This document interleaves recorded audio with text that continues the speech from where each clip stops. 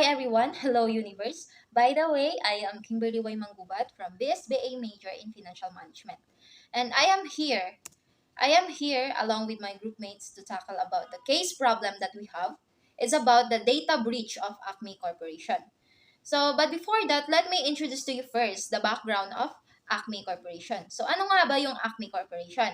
So, Acme Corporation is a multinational company that specializes in manufacturing and distributing electronic devices. So, the company has a strong online presence and handles a significant amount of sensitive customer data, including the financial information and personal details of their customer. So, Acme Corporation is a publicly traded company and its stock price is closely tied to the company's financial performance. So, ano nga bang problem na kinakaharap ng Acme Corporation ngayon? So, the problem is Acme Corporation has recently discovered that it has been the victim of data breach. So, ano nga ba yung data breach? So, the data breach is an event that result in confidential, private, protected, or sensitive information being exposed to a person not authorized to access it. So it can be the consequence of an accidental event or intentional action to steal information from an individual or organization. So that is data breach. So now, yung hindi otorisado na individual na yon is they gain access to the company's system and stole a large amount of customer data. So the company is now scrambling to understand the extent of the breach and to take steps to mitigate the damage. So, yung task namin dito is we have to consider the security analysis and the investment consideration. So we as the security analysts and investors, we have been tasked with analyzing the incident and assessing its potential impact on Acme Corporation stock price. So our analysis should include the following. So the first one is we have to identify the threat. So in order to determine the type of threat that actor has that was responsible for the breach and the methods they used to gain access to the company system. So the identification of the threat is we identify that the threat actor appears to be a skilled hacker with the ability of or may kakayahang iwasan ang mga hakbang na seguridad ng kumpanya nila or security measures of Acme Corporation. So the method of entry could involve exploiting vulnerabilities in the company's network or using sophisticated techniques to gain access to employee credential. So, in layman's term, ang paraan ng pagpasok ay maaaring may kasamang pagsasamantala sa mga kahinaan ng network ng kumpanya tulad ng Acme Corporation at may kasamang sophisticadong technique. Yung tulad nga na sinabi ko kanina, yun. At para makakuha ng access sa mga credential ng empleyado or the employees itself in the Acme Corporation. So that is the threat that we identify. So second is the assessment of the impact. So the assessment of the impact is it is the it is the ano is it is evaluate the extent of breach and the potential impact of the company and its customer.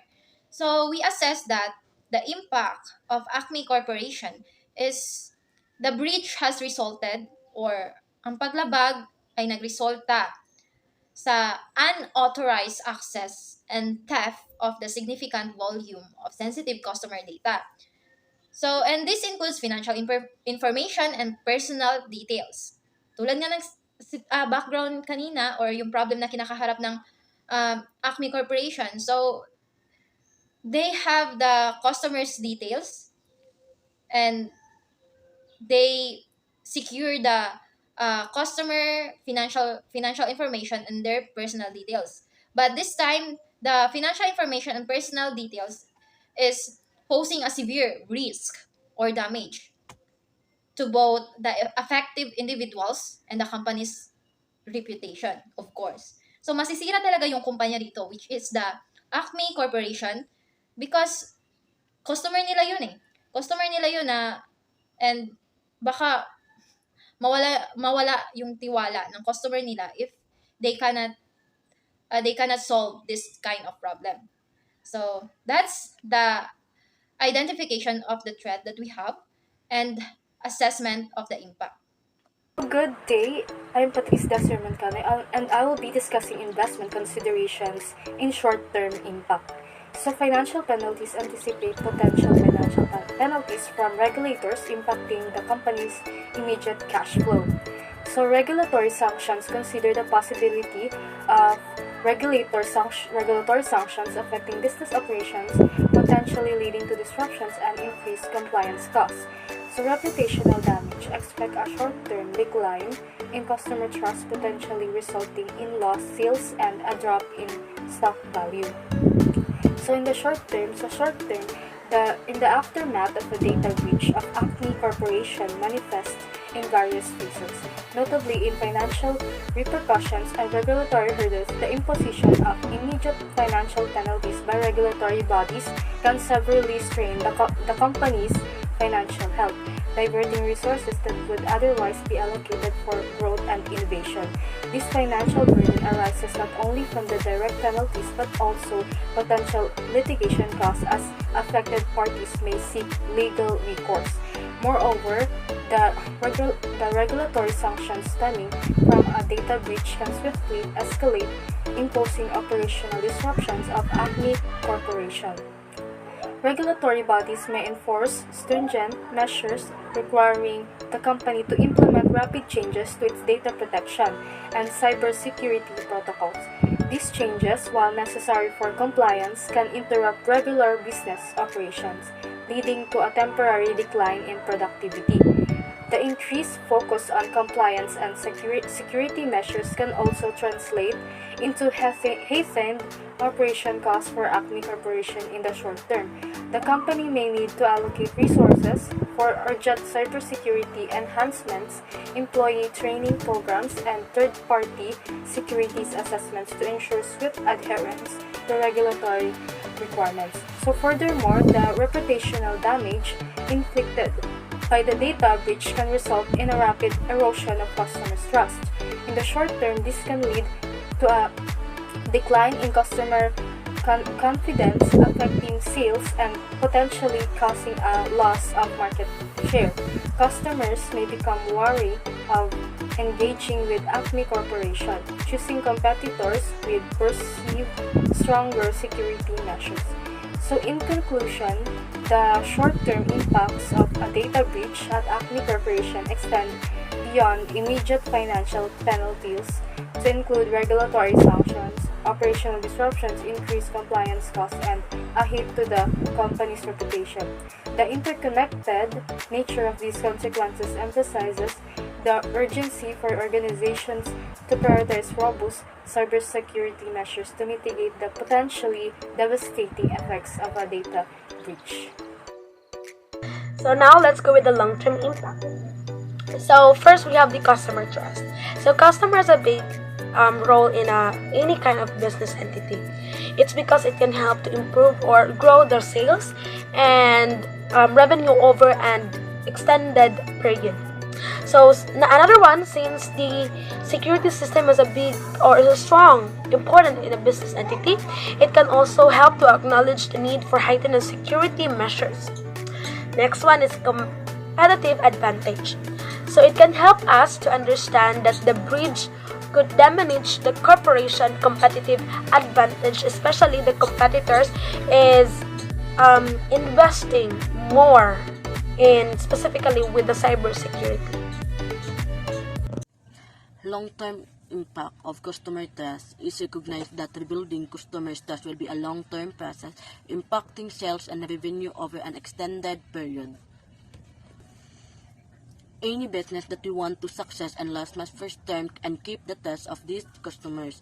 Customers trust the Acme may suffer substantial and long-lasting effects from a data breach. Any business and consumers relationship must be based on trust.